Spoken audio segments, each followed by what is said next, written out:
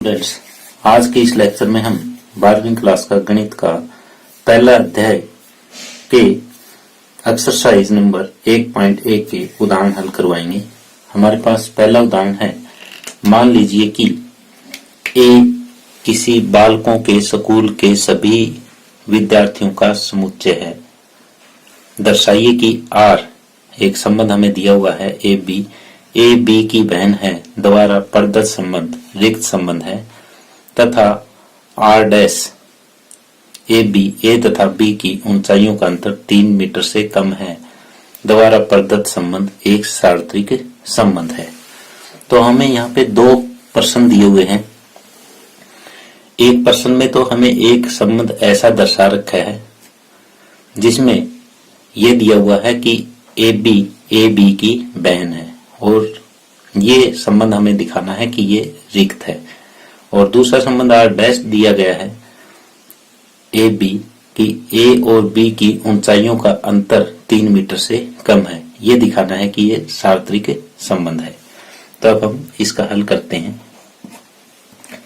तो हल में इस तरह से पहले ये वाला लेते हैं। आर ए बी और ए बी की बहन है। अब यहां पे देख रहे हैं ये स्कूल है वो बालकों का है।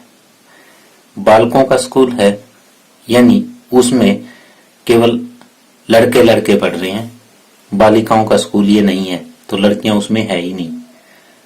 तो हम ये कह सकते हैं किसी भी बालकों के स्कूल में बालिका नहीं हो सकती। अतः ये ए जो है वो बी की बहन नहीं हो सकती। अतः ए बी की बहन नहीं हो सकती। अगर ए बी की बहन नहीं हो सकती तो इसका मतलब जो आर है संबंध वो हमारा रिक्त संबंध है। इसको हम कह सकते हैं कि आर रिक्त संबंध है। और दूसरा पार्ट इसका है आर डैश, यानी पहले भाग में तो हमने ये रिक्त दिखाना था और दूसरा दे रखा है आर डैश यानी ए और बी विद्यार्थी है और इनकी ऊंचाइयों का अंतर 3 मीटर से कम है। ए तथा बी की ऊंचाइयों का अंतर 3 मीटर से कम है। ये संबंध हमें दिखा रखा है। तो हम यहाँ पे क्या जानते हैं कि कोई भी दो विद्यार्थी हैं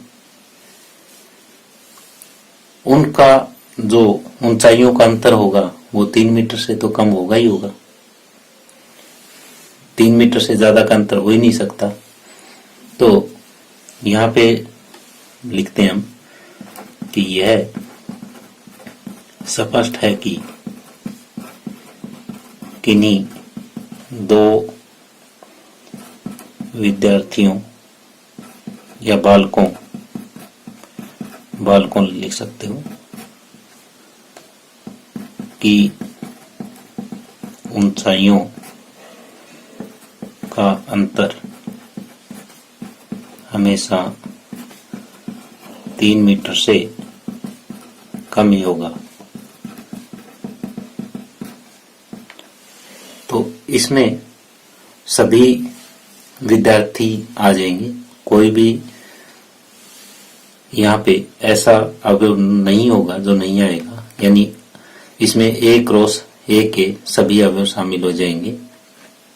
तो आर डैश जो है वो ए क्रॉस ए हो जाएगा। तो अतः आर डैश एक सार्वत्रिक समुच्चय है।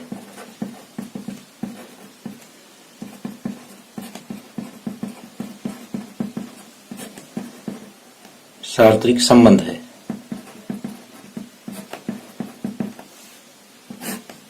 तो इस तरह से जब वहां कोई लड़की थी नहीं उस स्कूल में, तो इसके संबंध में कोई अवयव नहीं आएगा।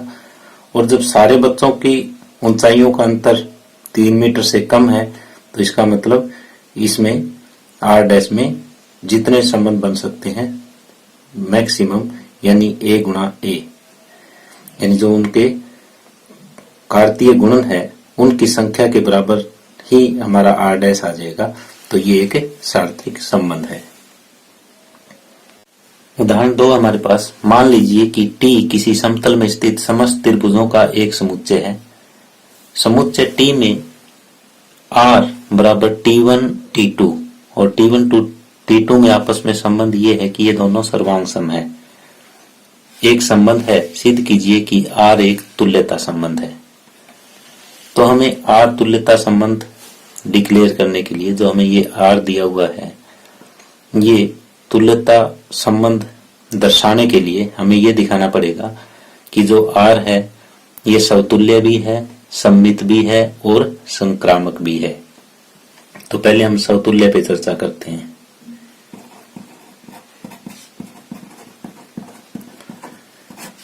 कि जो R है वो समतुल्य है कि नहीं है। तो हम जानते हैं कि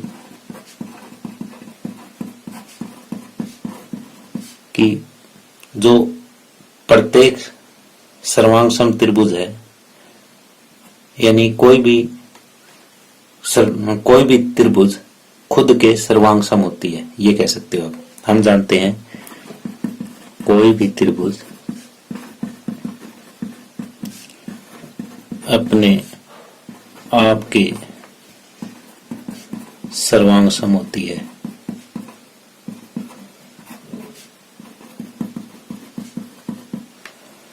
यानी कोई त्रिभुज है वो खुद के सर्वांग सम है। तो अतः यानी अगर कोई एलिमेंट हमने यहाँ पे T लिया, T1 यानी T1 के सर्वांग सम है, ये बात सत्य होगी। तो अतः R समतुल्य है। अब दूसरा हमें सममित सिद्ध करना है। सममित में क्या करेंगे कि T1 T2 R से संबंध रखते हैं और हमें सिद्ध ये करना है कि T2 T1 भी R से संबंध रखेंगे।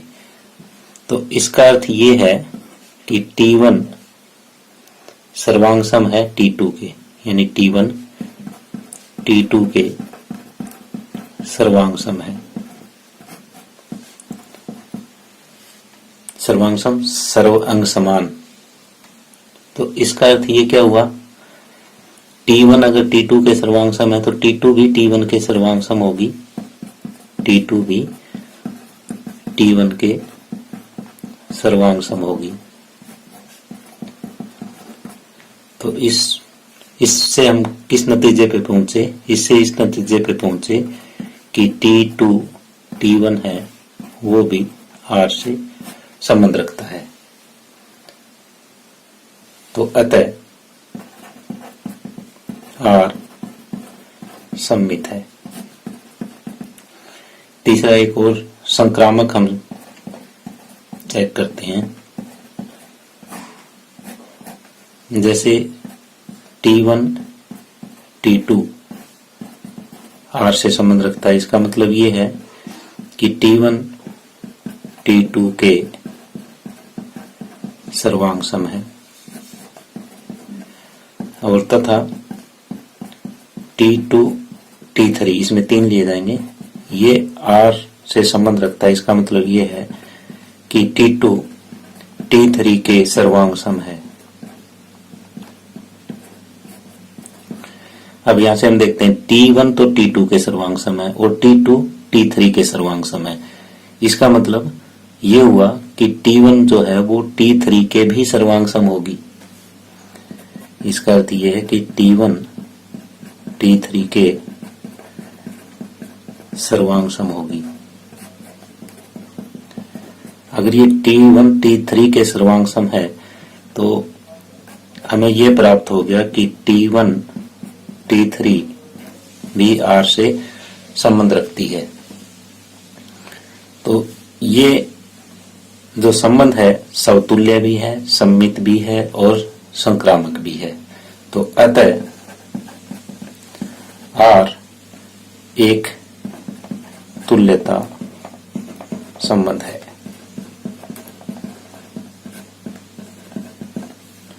तो इस तरह से हमारा उदाहरण नंबर 2 कंप्लीट होता है।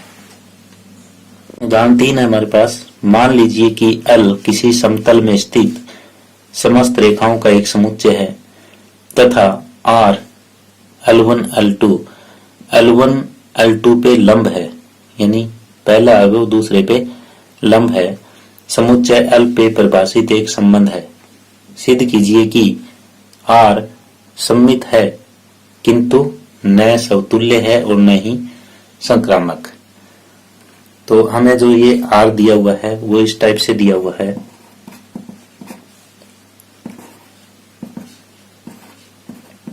L1 L2 और इन अवयवों का आपस में क्या संबंध है? ये संबंध है कि L1 L2 पर लंब है। अब हम समतुल्य चेक करते हैं।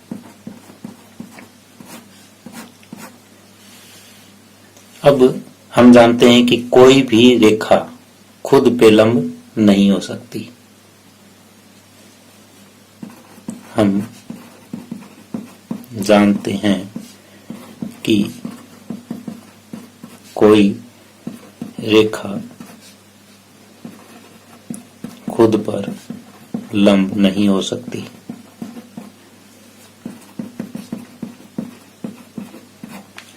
तो अतः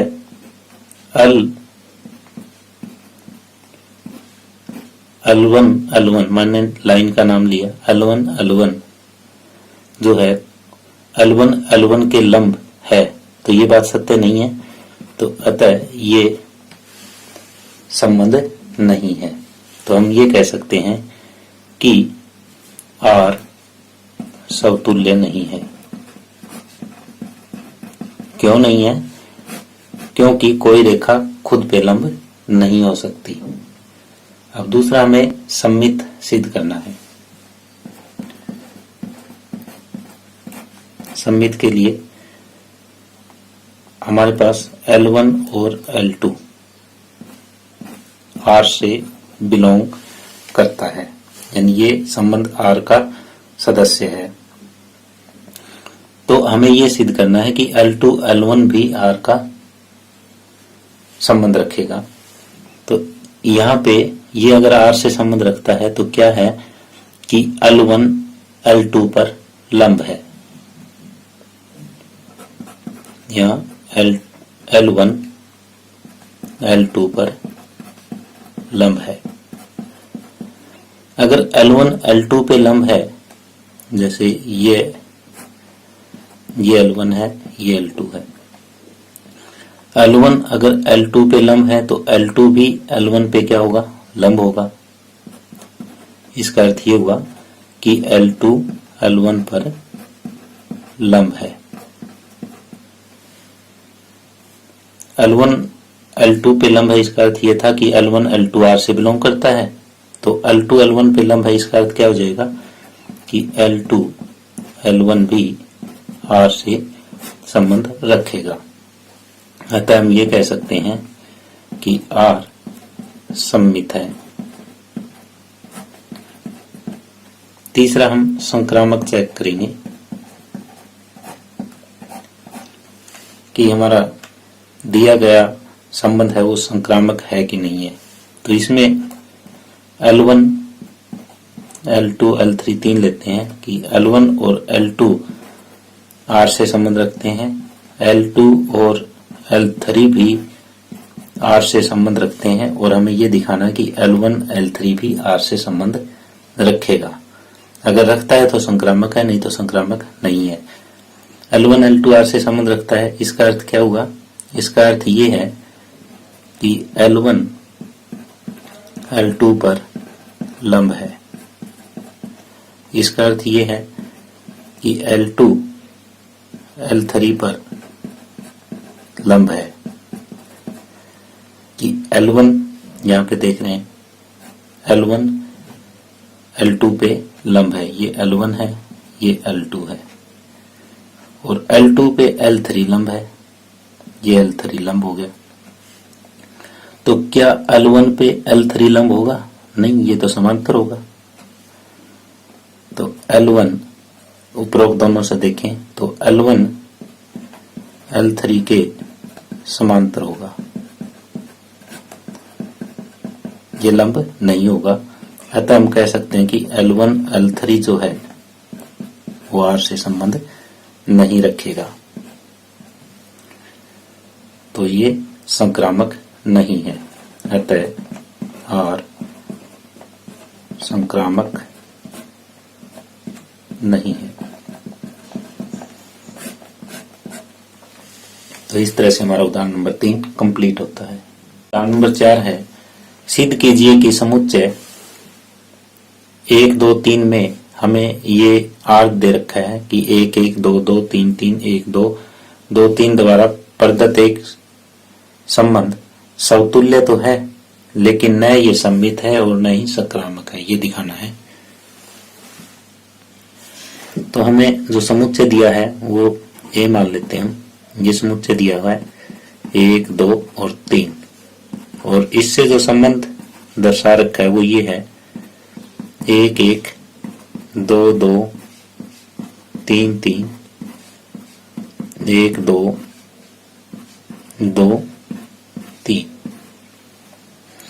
पहले हम समतुल्य की जांच करते हैं कि ये समतुल्य है कि नहीं है। जैसे इसमें हमारे पास 1 2 3 ये 3 अवयव हैं, तो R में हमारे पास क्या क्या होना चाहिए? R में हमारे पास ये होना चाहिए,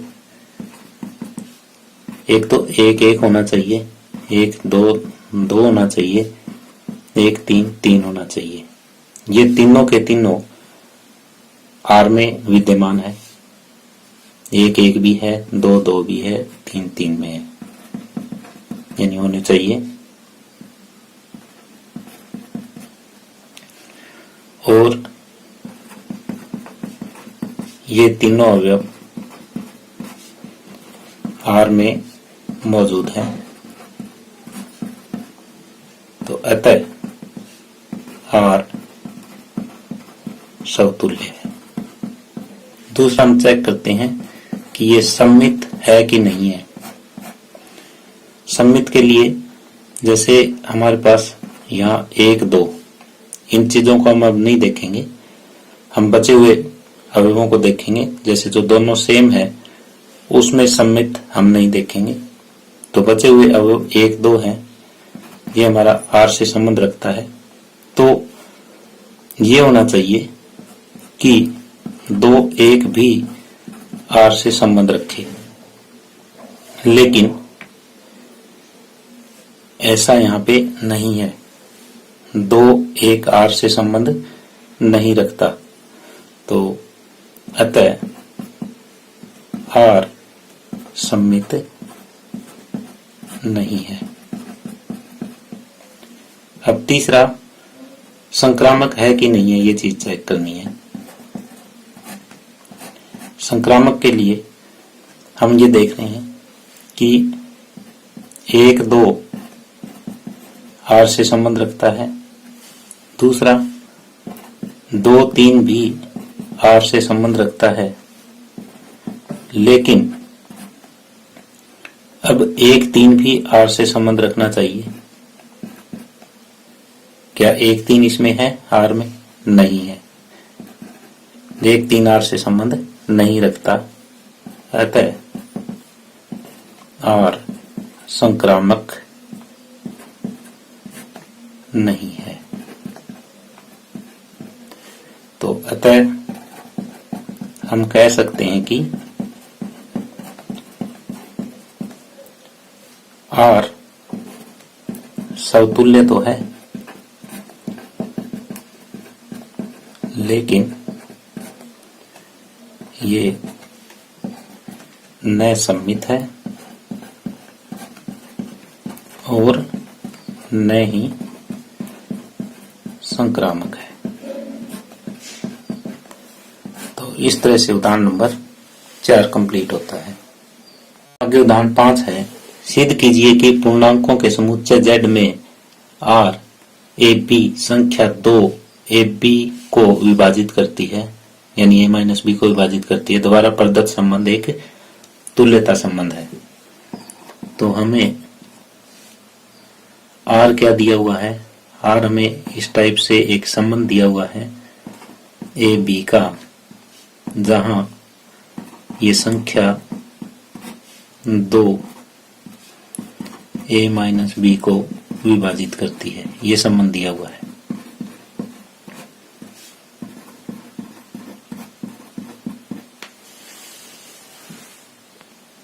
हमें ये दिखाना है कि जो ये संबंध है ये तुल्यता संबंध है, यानी ये समतुल्य भी है, सम्मित भी है और संक्रामक भी है, तीनों दिखाने हैं।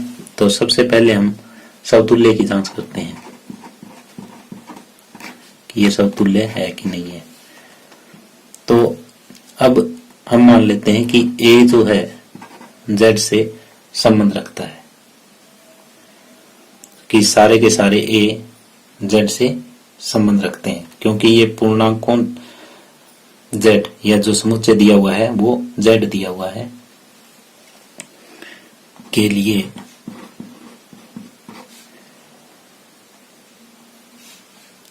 जैसे संख्या 2 है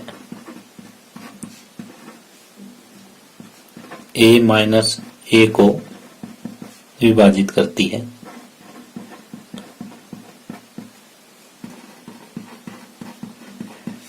यानी कोई भी संख्या जो है वो 0 को विभाजित करेगी। तो a हमारा R में शामिल होगा। तो अतः a R में शामिल होगा, यानी R से संबंध रखेगा। यानी सभी, ये लिखो, सभी a बिलोंग्स टू Z के लिए संख्या 2 a माइनस ए को विभाजित करती है। क्यों? क्योंकि कोई भी संख्या 0 को विभाजित करेगी, अतः a R से संबंध रखेगा। तो अतः R समतुल्य है।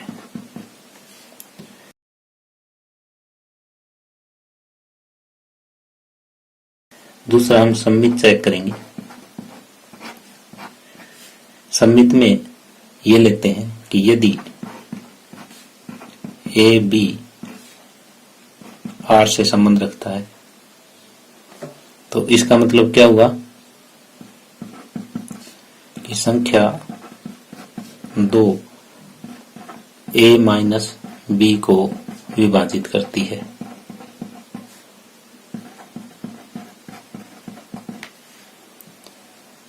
तो 2 जो है a माइनस बी को विभाजित करता है तो b माइनस ए को भी करेगा। ये क्या इंप्लाइज करता है? तो संख्या 2 जो है b माइनस ए को भी विभाजित करेगी। अगर 2 b माइनस ए को विभाजित करती है तो इसका अर्थ ये हुआ कि b a भी R से संबंध रखता है। हम ये लेके चले थे कि ए बी यदि R से संबंध रखता है, और प्रूव क्या कर दिया कि बी ए भी R से संबंध रखेगा। तो अतः R सम्मित है। तीसरा, संक्रामक के लिए चेक करना है कि R संक्रामक है कि नहीं है। इसमें 2 चीजें हैं। यदि ए बी R से संबंध रखता है और बी सी भी R से संबंध रखता है, तो हमें यह दिखाना है कि ए सी भी R से संबंध रखेगा। तो ए बी R से संबंध रखता है तो इसका अर्थ ये हुआ कि संख्या 2 a माइनस बी को विभाजित करती है और बी सी संबंध रखता आर से, इसका अर्थ ये है कि जो संख्या 2 है वो बी माइनस सी को विभाजित करती है।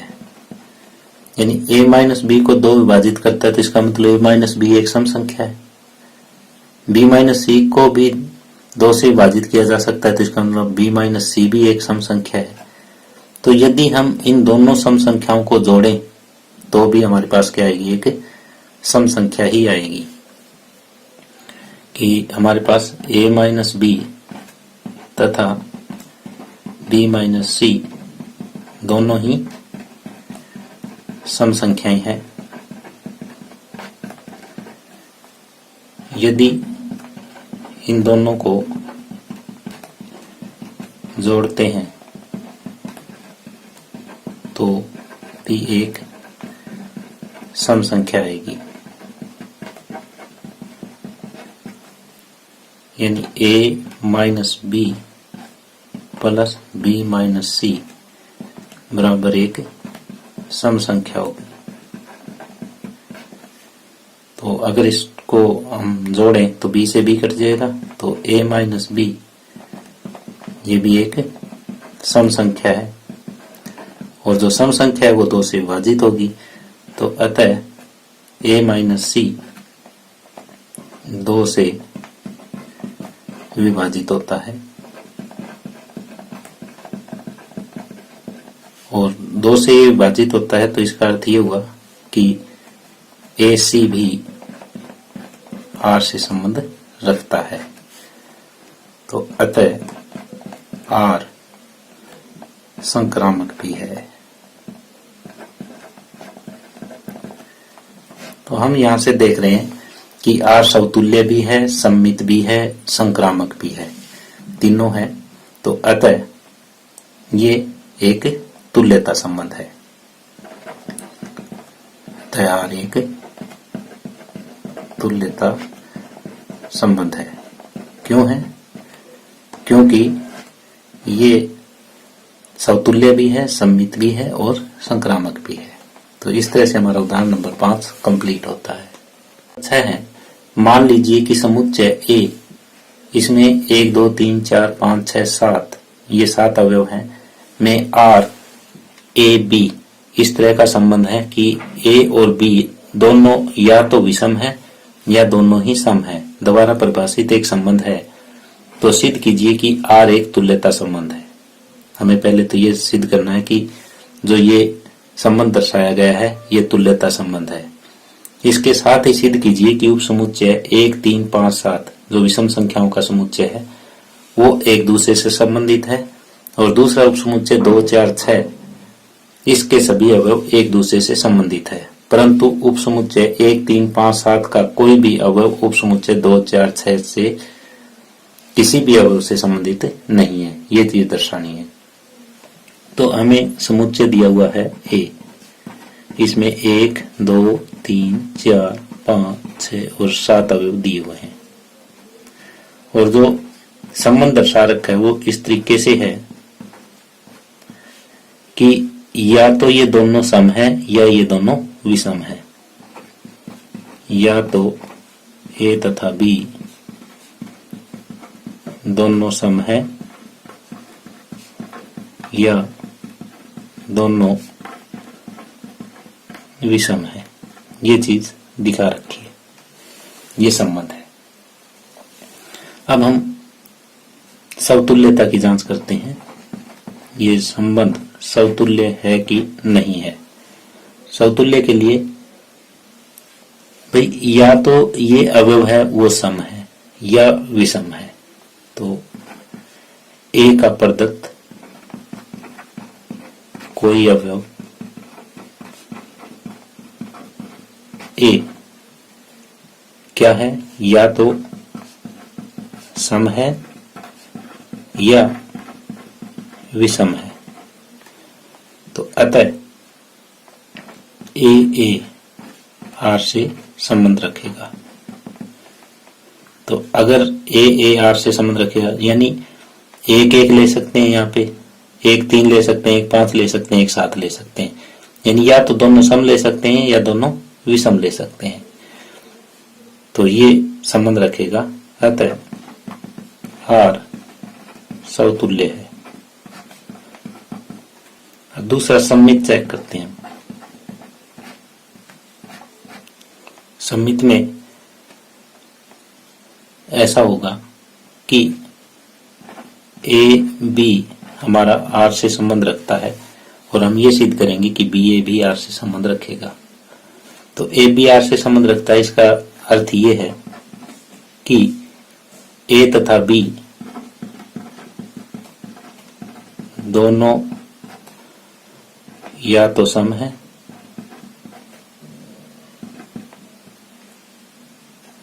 दोनों या तो सम है या विषम है। तो इस ए और बी दोनों या तो सम है या विषम है। इसको हम ये भी कह सकते हैं बी तथा ए दोनों सम है या विषम है। तो इसका अर्थ ये हुआ कि बी ए जो है वो भी आर से संबंध रखता है, अतः आर सममित है। तीसरा संक्रामक चेक करते हैं। संक्रामक ये कहता है कि अगर ए बी आर से संबंध रखता है, बी और सी भी आर से संबंध रखता है, तो हमें यह दिखाना है कि ए सी भी आर से संबंध रखेगा। ए बी आर से यहां संबंध रखता है, तो इसका मतलब ए तथा बी दोनों या तो सम है या विषम है। इसी तरह से बी सी अगर आर से बिलोंग करता है, तो इसका अर्थ ये हुआ बी तथा सी दोनों या तो सम है या विषम है। जब यहाँ पे अगर ए और बी दोनों विषम मानते हैं, तो यहाँ बी विषम आ गया, तो सी भी विषम होगा।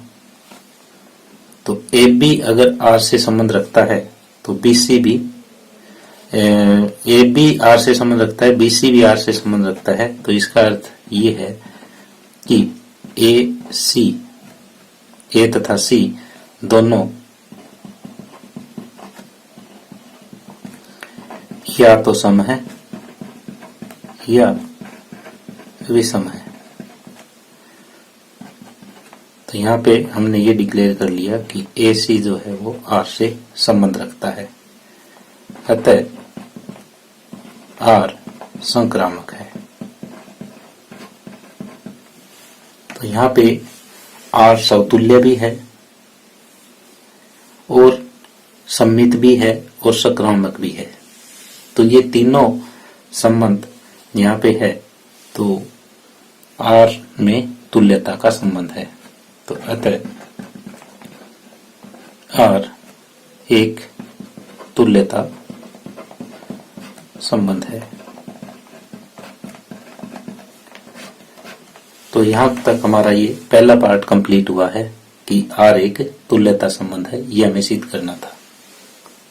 साथ में हमें ये सिद्ध करना है कि उपसमुच्चय 1, 3, 5, 7 के सभी अवयव एक दूसरे से संबंधित है। तो 1, 3, 5, 7 ये देख रहे हैं हम, तो ये सारे के सारे विषम हैं। कि पुनः उपसमुच्चय 1, 3, 5, 7 ये दिया हुआ है कि सभी अवयव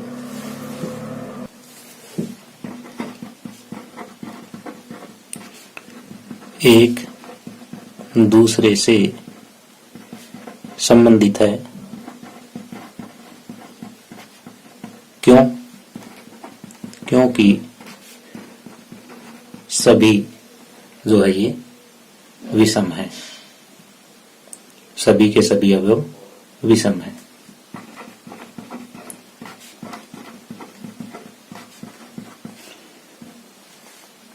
और दूसरा एक उपसमुच्चय और दिया हुआ हमें 2, 4, 6।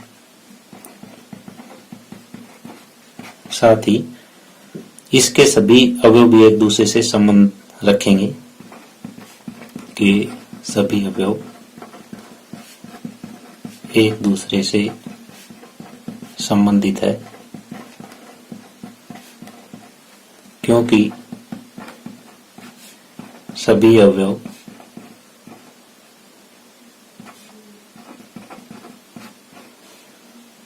सम है। तो हमारी कंडीशन यही थी, या तो सारे जो अवयव हैं वो विषम होने चाहिए, ये सारे अवयव सम होने चाहिए। तो ये जो वो दो उपसमुच्चय दिए हुए थे, इनके सभी अवयव एक दूसरे से संबंधित होंगे। लेकिन जो ये 1, 3, 5 और 1, 3, 5 और 7 ये उपसमुच्चय है, इसका कोई भी अवयव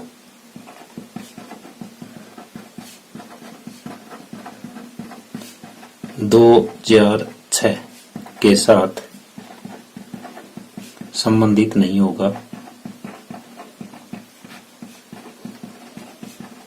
क्यों नहीं होगा? क्योंकि जो पहला समुच्चय दिया हुआ है उसमें तो विषम संख्याएं हैं, और जो दूसरा अवयव दे रखा है वो सम संख्याओं का है, क्योंकि 1, 3, 5, 7 के अवयव विषम है तथा 2, 4, 6 के अवयव सम है। तो या तो दोनों सम होने चाहिए थे या दोनों विषम होने चाहिए थे, या तो एक सम आ गया एक विषम आ गया, इसलिए ये दोनों उपसमुच्चय आपस में संबंधित नहीं हो सकते।